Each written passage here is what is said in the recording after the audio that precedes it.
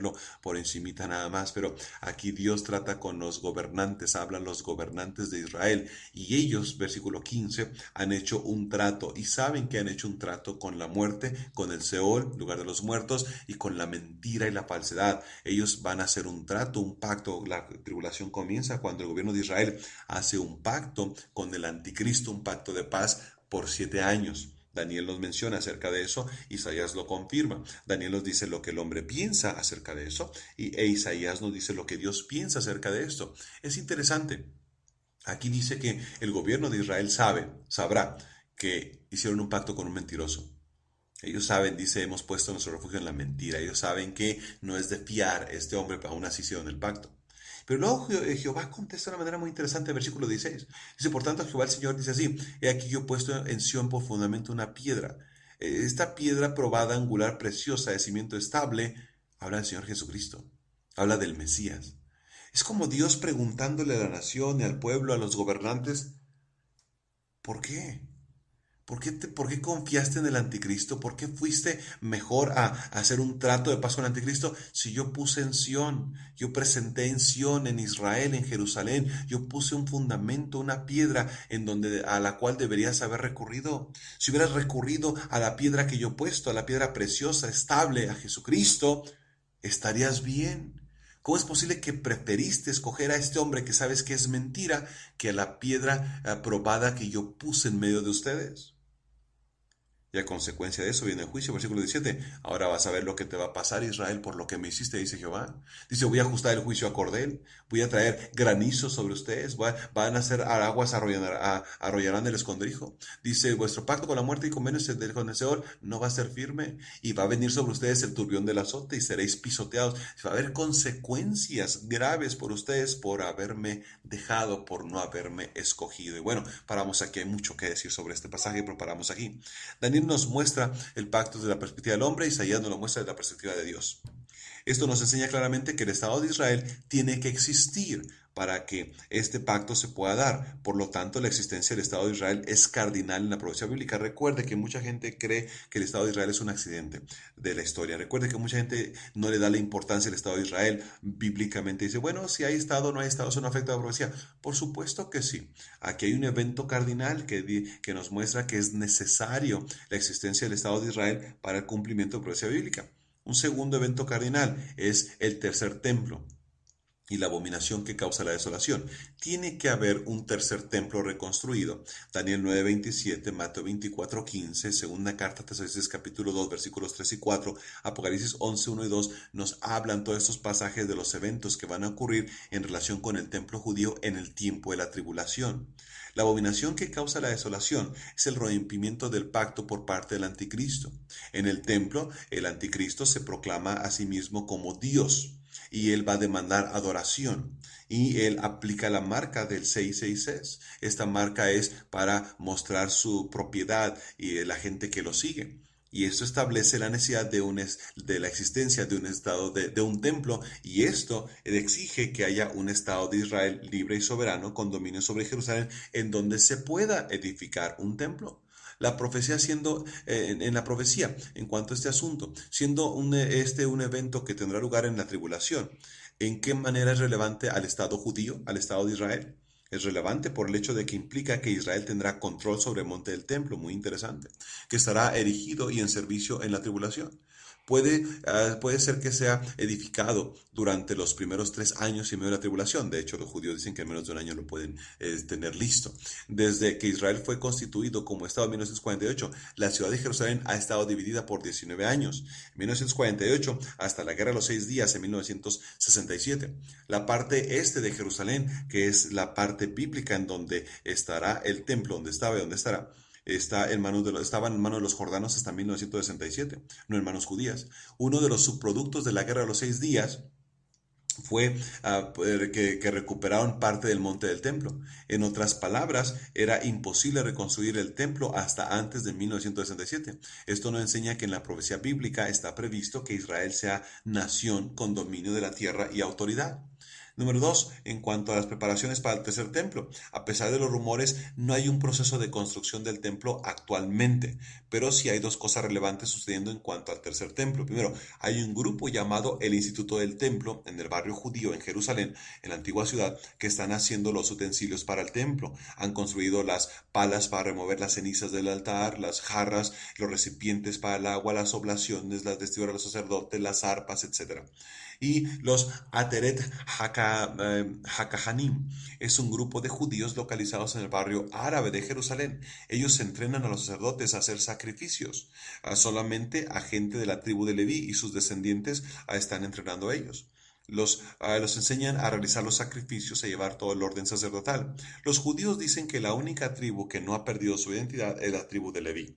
Los judíos que tienen nombres tales como Leví, Levi, Levin, Levental, Levinson, Cohen y otros similares son identificados según los judíos como descendientes de Leví. El nombre Cohen en hebreo significa sacerdote. Entonces hay preparación en cuanto al templo. Algunas preguntas sobre el templo en Jerusalén. ¿Qué acerca del arca del pacto? Hay muchos escritores sobre profecía que claman haber visto el arca del templo, porque insisten en que no se puede edificar el templo sin la posesión del arca. El arca no es indispensable, hermanos, para la reconstrucción del templo. Cuando los judíos volvieron del cautiverio de Babilonia, reconstruyeron el templo sin el arca, el segundo templo. El templo permaneció desde el año 515 a.C. hasta el año 70 después de Cristo. Por cada 600 años oficiaron en el templo sin el arca del pacto. Llevaban la sangre del sacrificio al lugar santísimo, pero no había un arca. En los días de Jesús el templo no tuvo el arca. Además, es muy poco probable que el arca exista. Jeremías 52:17 se nos da una lista de las cosas que los babilonios tomaron y dice que el resto fue quemado. Esto incluiría el arca del pacto. El arca era solamente una caja de madera bañada con oro. Al quemarla, los babilonios tendrían lo que andaban buscando, que era el oro. Al volver de Babilonia, luego de 70 años, no encontraron el arca para ponerla en el lugar santísimo. De haberla tenido, la hubieran sacado. Es bastante improbable que después de 2500 años la encuentren. Ahora, ¿qué acerca de las cenizas de la vaca alazana? El segundo aspecto del templo judío tiene que ver con las cenizas de la vaca alazana.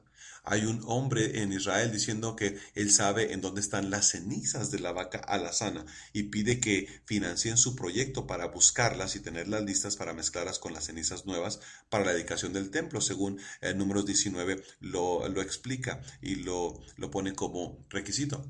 Pero no hay necesidad de estas cenizas que supuestamente están por ahí enterradas. Además de que es imposible encontrar estas cenizas después de 2500 años de lluvias, de inundaciones, de desborde de los ríos, de cambios, de erosión, es imposible encontrarlas. Según la ley judía, al estar el templo listo para su inauguración, simplemente matarán la vaca alazana, la quemarán y tendrán las cenizas requeridas. En nuestros días hay 9 vacas alazanas en posesión de los judíos que pueden ser usadas para la obtención de las cenizas. Entonces, ese no es conflicto, no es problema. Sí, siguiente, la invasión de Ezequiel 38-39. El tercer evento cardinal relevante en el Estado de Israel en la profecía bíblica es la invasión descrita en Ezequiel capítulo 38-39. Dicho pasaje describe una confederación de naciones localizadas al norte de Israel que invaden la nación de Israel desde el norte. La identificación de estos países la veremos en otro estudio. Lo que nos compete ahora es encontrar la relevancia con la existencia del Estado de Israel. Israel, según Ezequiel 38-39, versículos 8 y 12 particularmente. Estos versículos nos describen a una nación que ha sido reunida de todas partes del mundo y hemos visto ya estos pasajes. Es una nación que ha reconstruido ciudades que tenían muchos años desoladas. Una nación que ha sido reunida después de haber sido perseguidos con espada. Es un recogimiento después de enfrentar la ira de Dios. Es un recogimiento en incredulidad, porque solo comienzan a creer después de la invasión. El profeta Ezequiel está narrando lo que pasó después de 1948. No importa qué punto de vista tenga usted en cuanto al tiempo de la invasión. El punto es que no podía haberse dado esta invasión antes de 1948 porque no había que invadir. No había un Estado de Israel al cual invadir. Entonces, el Estado de Israel es necesario cardinalmente para el cumplimiento de profecía bíblica. Número 2, el lugar de la destrucción de los ejércitos invasores. El ejército invasor será exitoso al invadir el territorio de Israel. Luego Dios mismo tomará parte en la batalla para destruir a sus enemigos. Pero ¿en dónde exactamente se dará esta batalla? Ezequiel 39:2 y versículo 4 nos dice que las montañas son las montañas centrales que forman el centro del país. En el Antiguo Testamento estas montañas se conocían como las montañas de Efraín y la montaña de Judá. Algunas de las ciudades más famosas de estas montañas eran Dotán, Siquem, Samaria, Silo, Betel, Ai, Ramá, Betel, Hebrón, Debir. Y la más importante de todas estas ciudades, Jerusalén, que será el objetivo principal de la invasión. Hasta 1967 estas montañas eran territorio jordano, no israelí. Son conocidas como la faja occidental. Hasta ese año Israel solo tenía un 5% de la tierra montañosa referida en su dominio, pero en el presente el Estado de Israel desde 1967 posee todas estas montañas, todo este lugar bajo su administración. Entonces la Biblia nos habla claramente ahí en Ezequiel 39:2, y te quebrantaré y te conduciré y te haré subir de las partes del norte y te traeré sobre los montes de Israel. Y el versículo 4, sobre los montes de Israel caerás tú y todas tus tropas y los pueblos que fueron contigo, a aves de rapiña de toda especie y a las fieras del campo te he dado por comida. Conclusión. La Biblia enseña claramente, hermanos, que habrá dos recogimientos de Israel de los 4 puntos cardinales del mundo hacia el Estado de Israel. El primero será en incredulidad para recibir juicio y el segundo será en fe, convertidos para recibir la bendición de entrar al reino con su Mesías. En ambos casos se requiere, según la profecía bíblica, la existencia de un Estado de Israel libre y soberano. Por lo tanto, es cardinal la existencia del Estado de Israel en la profecía bíblica. Muchas gracias, hermanos. Dios les bendiga.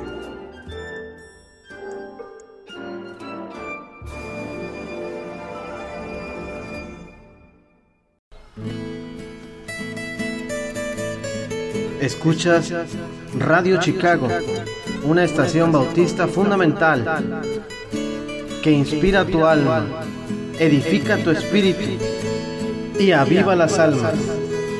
Escúchanos en Radio Chicago, Bautista Fundamental.